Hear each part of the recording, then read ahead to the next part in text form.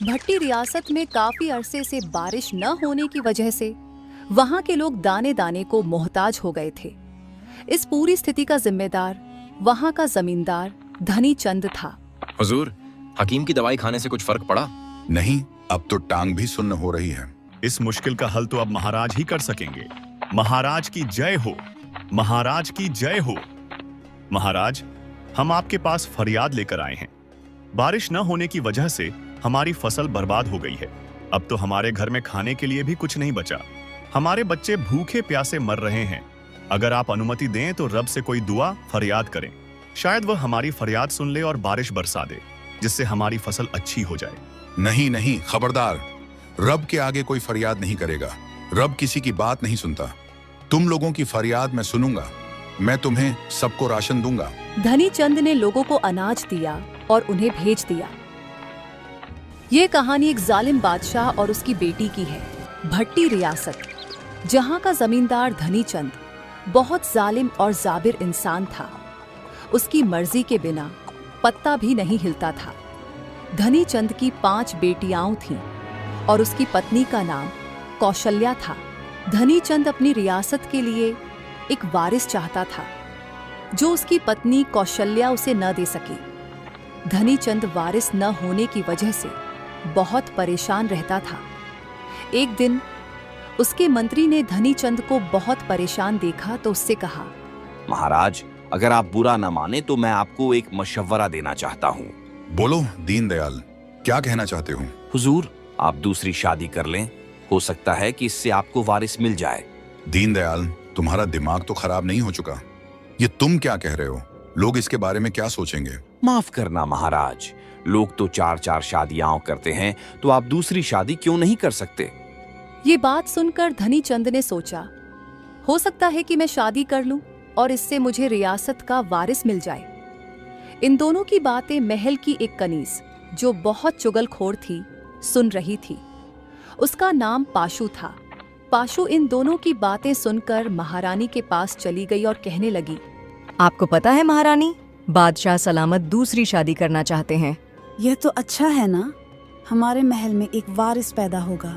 नहीं नहीं रानी, अगर वारिस पैदा हो गया तो आपकी बेटियों और आपकी कद्र कम हो जाएगी। आप ऐसा मत होने दीजिए। पाशु की बात सुनकर महारानी सोच में पड़ गई और उसने सोचा, हाँ, पाशु ठीक ही कह रही है। महारानी ने महाराज को रोकने की कोशिश की, लेकिन महाराज ने दूसरी शादी कर ली।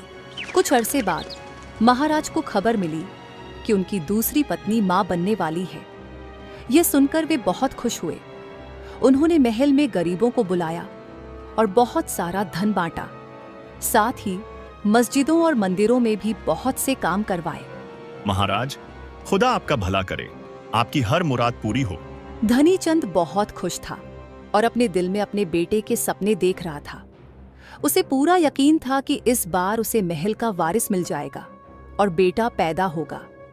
जब बच्चे के जन्म का समय आया तो महाराज बहुत खुश था, लेकिन जब उसे पता चला कि बेटा नहीं बल्कि बेटी पैदा हुई है तो वह गुस्से में आ गया और उसने कहा, यहाँ कोई भगवान नहीं। मैंने भगवान के लिए बहुत सारा धन बांटा, लेकिन भगवान ने मेरी एक नहीं सुनी। इसलिए आज के बाद मैं किसी भगवान को नहीं मानता और मेरी सल्तनत में कोई भी पूजा नहीं करेगा। धनी चंद ने अपनी रियासत के मंदिरों, मस्जिदों और अन्य आबादत गाहों में ताले लगाने का ऐलान कर दिया और कहा कि जो भी पूजा करेगा उसे सजा दी जाएगी और उसे कैद कर लिया जाएगा।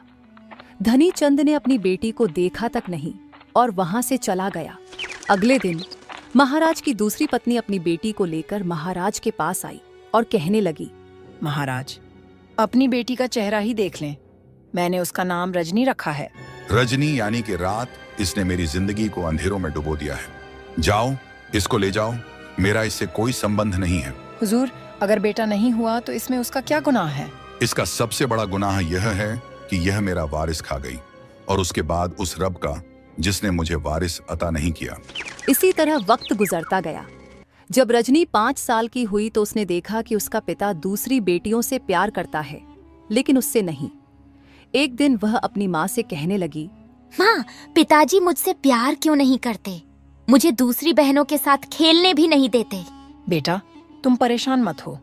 जब तुम बड़ी हो जाओगी तो वह सबसे ज्यादा प्यार तुमसे ही करेंगे। रब सब ठीक कर देगा। इसी तरह दिन गुजरते गए और रजनी जवान हो गई। जब रजनी बड़ी हुई तो उसका लगाव ज्यादातर गरीबों से था। वह गरीब लड़कियों के साथ खेला करती और रब को याद करती, दुआएं मांगती रहती। धनीचंद को इस बात का अंदाजा नहीं था कि उसकी बेटी और उसकी पत्नी घर में ही रब का नाम लेती है। एक दिन दूसरी रियासत का राजा और उसका राजकुमार धनीचंद की रियासत में आया। राजकुमार ने रजनी को अपनी सहेलियों के साथ गली में देखा तो उसने लोगों से पूछा, यह लड़की कौन है? लोगों ने जवाब दिया, यह रजनी है, राजा धनीचंद की बेटी। राजकुमार को रजनी बहुत पसंद आ गई। उसने अपने पिता से रजनी से शादी करने की इच्छा जताई। राजकुमार के पिता ने धनीचंद से रजनी की शादी की बात की, लेकिन वह नहीं माना और बोला, मेरी 6 बेटियां हैं और यह सबसे छोटी है। 5 बड़ी बेटियों को छोड़कर मैं इसकी शादी नहीं करा सकता। लोग क्या कहेंगे? बड़ी 5 बेटियों में से किसी के लिए रिश्ता ले लें। नहीं धनीचंद जी, हमें तो रजनी का ही रिश्ता चाहिए। माफ कीजिएगा, लेकिन मैं अपनी 5 बड़ी बेटियों को छोड़कर सबसे छोटी बेटी का रिश्ता नहीं कर सकता। काफी देर बातचीत करने के बाद जब दूसरे राज्य का बादशाह धनीचंद को नहीं मना सका तो उसने गुस्से में आकर कहा, तुम्हें अपनी जिद छोड़कर फैसला करना होगा, वरना इसका नतीजा तुम्हारे लिए अच्छा नहीं होगा। हम तुमसे अपना संबंध खत्म कर लेंगे। यह सुनकर धनीचंद मजबूर हो गया और उसने हाँ कर दी। फिर दूसरी रियासत का बादशाह और उसका राजकुमार अपनी रियासत में वापस चले गए। जल्द ही यह खबर बड़े महल में आग की तरह फैल गई। जब यह बात पैशों को पता चली तो वह बड़ी महारानी के पास चली गई। महारानी, आपको पता चला कि महाराज ने रजनी का रिश्ता शाहजादे के साथ तय कर दिया है। यह तो बहुत अच्छी बात है कि रजनी का रिश्ता राजकुमार से हो गया। महारानी, जो मैं आपसे कहना चाहती हूँ इस बात को समझें। अगर रजनी का रिश्ता हो गया तो लोग बातें करेंगे कि बड़ी 5 बेटियों को पता नहीं कौन सा मसला है, जिस वजह से 5 को छोड़कर सबसे छोटी का रिश्ता कर दिया। तुम ठीक ही कह रही हो। मैं ऐसा करती हूँ, महाराज से जाकर इस बारे में बात करती हूँ। रानी, आप महाराज से बात न करें, वे वचन दे चुके हैं। आप जाकर रजनी से बात करें। अगर वह मुकर जाएगी तो रिश्ता नहीं होगा। महारानी रजनी के पास चली गई और उससे जाकर कहने लगी, रजनी बेटा, मुझे तुमसे एक जरूरी बात करनी है, लेकिन तुम्हें मुझे पहले वचन देना होगा कि तुम यह बात किसी से नहीं करोगी। बेफिक्र हूँ, मैं किसी को नहीं बताऊंगी। आप बताइए, क्या बात करनी है? मुझे पता चला है कि तुम्हारा रिश्ता महाराज ने दूसरे राज्य के राजकुमार के साथ कर दिया है। मैं चाहती हूँ तुम इस रिश्ते से इनकार कर दो। अगर तुम्हारा रिश्ता शाहजादे के साथ हो गया तो लोग मेरी 5 बेटियों के बारे में बुरा भला सोचेंगे। ठीक है माँ, मैं इस रिश्ते से इनकार कर दूंगी। ये भी मेरी बहनें हैं, ये मुझसे बड़ी हैं। इनका रिश्ता पहले होना चाहिए। रजनी अपने पापा के पास चली गई और उनसे जाकर कहा, पिताजी, ये मैं रिश्ता नहीं कर सकती। पहले आप बड़ी बहनों के लिए रिश्ता ढूंढे, फिर मैं शादी करूंगी। ये सुनकर धनीचंद बहुत गुस्से में आ गए। तुम्हारा दिमाग तो नहीं खराब हो गया? क्या बोल रही हो? अब मैंने बात कर दी है। जो आपने सुना है मैंने वही कहा है।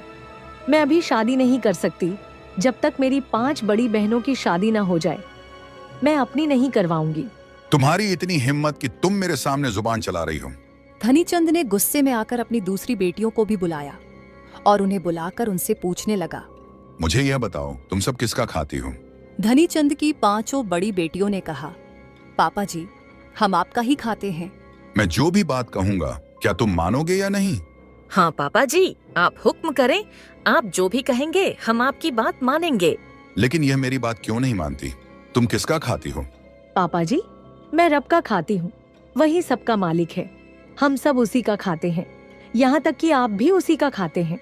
तुम्हारी इतनी हिम्मत, बहुत ही यकीन है ना तुम्हें अपने रब पर। तो चलो मैं भी देखता हूँ तुम्हारा रब तुम्हारे लिए क्या करता है। धनीचंद ने गुस्से में आकर अपने सलाहकार दीनदयाल को बुलाया और कहा, जाओ रजनी के लिए एक वर ढूंढ के लाओ। धनीचंद ने अपनी राज्य में घोषणा करवा दी कि वह अपनी बेटी रजनी की शादी करने जा रहे हैं। सब लोगों को निमंत्रण है। जब लोगों को यह पता चला कि रजनी का रिश्ता हो गया है और उसकी शादी है तो लोग बहुत खुश हुए। उसकी सहेलियां ने आपस में बातें करने लगीं। लगता है रजनी का रिश्ता उसी शहजादे के साथ हुआ है जो आया था। हाँ हाँ, बिल्कुल ठीक कह रही हो, मुझे भी ऐसा ही लगता है। जब शादी का वक्त आया तो सब लोग इकट्ठा हो गए। मंडप सजा हुआ था। रजनी को बैठा दिया गया और राजा के सिपाही एक आदमी को लेकर आ गए। वह आदमी अपाहिज और कुष्ठ रोगी था। सब लोग हैरान रह गए। यह कौन है और इसे यहाँ क्यों लेकर आए हैं? रजनी की शादी इस इंसान से होगी। पंडित, भेड़े शुरू करो। ये सुनकर रजनी की सहेलियां सब हैरान रह गई और लोग आपस में बातें करने लगे। ये कैसा पिता है, अपनी बेटी पर जुल्म कर रहा है? रजनी की माँ ने कहा, महाराज, आप यह क्या कर रहे हैं? ऐसा जुल्म न करे, ऐसा जुल्म न करे। मेरी बेटी पर रहम करे। रजनी, तुम उठ जाओ। ये शादी हरगिज न करना। रजनी की माँ ने रजनी को बहुत रोका, लेकिन रजनी न मानी और रजनी ने अपनी माँ से कहा, माँ, ये मेरी किस्मत में है। जिस तरह पापा जी ने कहा ऐसा ही होगा। ये शादी मैं जरूर करूंगी। इस तरह रजनी की शादी हो गई और वह अपने पति के साथ चली गई। सब लोग जानते थे कि यह गलत हो रहा है, लेकिन कोई भी धनीचंद को रोक नहीं सका, क्योंकि वह पूरी राज्य का राजा था। इसलिए उसके खिलाफ जाने की किसी में भी हिम्मत नहीं थी। जब रजनी अपने पति के साथ उसकी बस्ती में गई तो उसकी बस्ती के लोग उसे मजाक करने लगे। अरे भैया, ये देखो, इस मजदूर की भी इतनी खूबसूरत लड़की से शादी हो गई। लोगों ने बहुत मजाक उड़ाया। रजनी का पति खुद भी जानता था कि मैं इस काबिल नहीं हूँ कि मुझसे इतनी खूबसूरत लड़की शादी करे। उसने रजनी से कहा, तुम यहाँ से चली जाओ। ये तो मेरी किस्मत में लिखा है। ये लोग मुझे बहुत जलील करेंगे। तुम मेरी वजह से जलील ना हो। तुम मुझे छोड़कर यहाँ से चली जाओ। मैं तो किसी काम का नहीं हूँ। नहीं, मैं आपको छोड़कर नहीं जाऊंगी। मैं आपके साथ ही रहूंगी। अब आप मेरी जिम्मेदारी हैं। रजनी ने सोचा कि मेरे नए कपड़ों की वजह से लोग उसका मजाक उड़ा रहे हैं। उसने पुराने कपड़े पहन लिए और अपने पति को साथ लेकर बस्ती से चली गई। रजनी अपने पति को लेकर जगह जगह जाती और जहां भी आबादी होती वहां से भीख मांगने के लिए चली जाती और उसके लिए खाना लेकर आती और उसे खिलाती। इस तरह दिन गुजरते गए।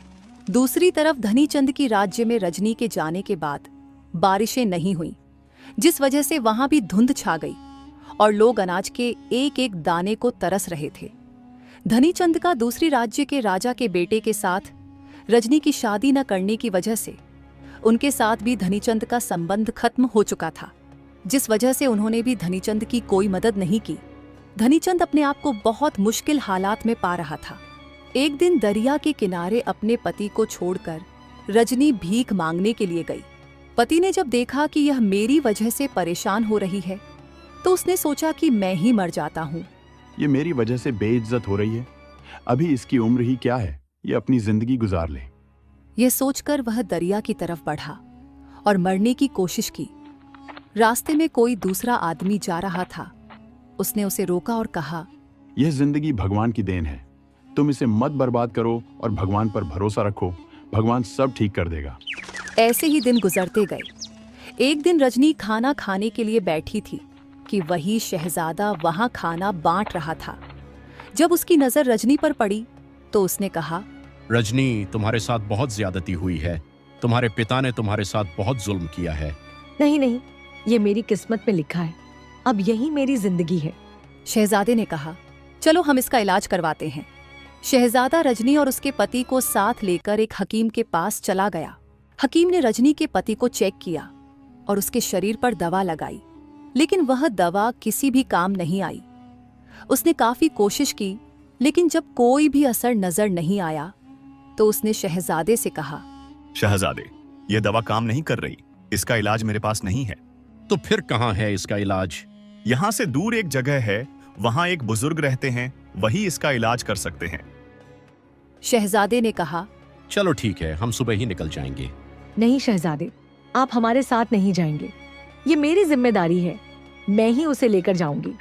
इस तरह रजनी अपने पति को साथ लेकर चल पड़ी और एक बुजुर्ग के पास चली गई। जब बुजुर्ग ने रजनी के पति को देखा तो उन्होंने कहा, पिछले जन्म में इसका एक खेत था।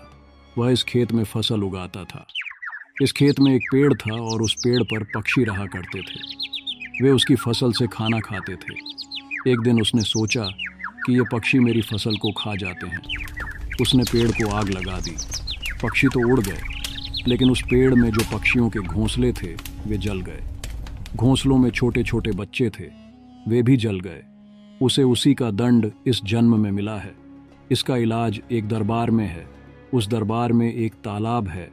अगर वह सच्ची नीयत से वहां जाकर तौबा कर ले और उसमें नहा ले तो उसका कोढ़ और अपाहिजपन खत्म हो जाएगा। यह सुनकर रजनी अपने पति को साथ लेकर उस दरबार की तरफ चल पड़ी।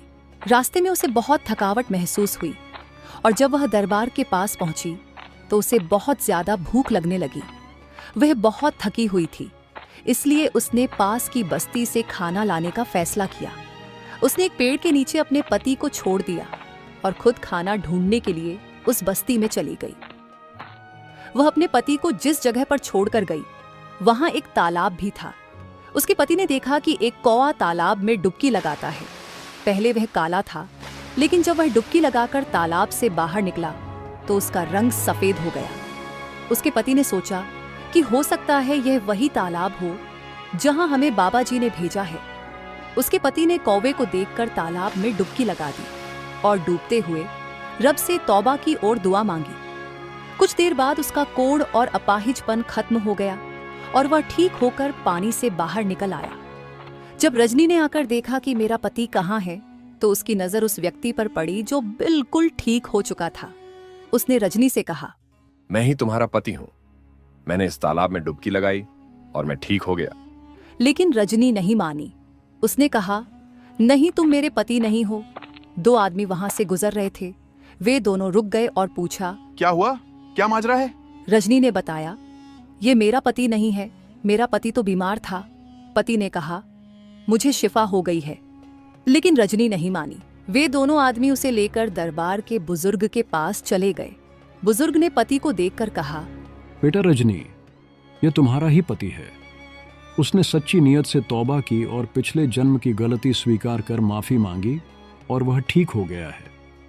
तुम्हारी तपस्या और मेहनत रंग लाई है और भगवान ने उसे शिफा दे दी है। रजनी अपने पति को साथ लेकर अपने पिता धानीचंद की राज्य में जब दाखिल हुई, जहां पर कहर पड़ा हुआ था, उसके दाखिल होते ही वहां बारिश होना शुरू हो गई। लोगों ने जब रजनी को देखा तो कहने लगे, ये कोहरा रजनी के यहाँ से चले जाने की वजह से था। अब वह आ गई है तो बारिश भी आ गई।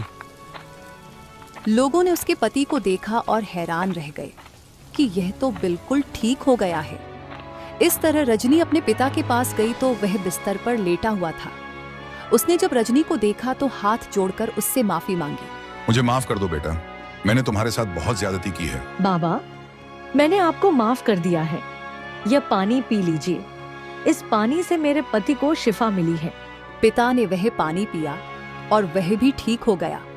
रजनी की माँ ने रजनी के पति और अपनी बेटी को गले से लगाया और बड़ी महारानी ने भी आकर रजनी के पति के सिर पर हाथ रखा और सबको गले लगा लिया और सब खुशी खुशी रहने लगे।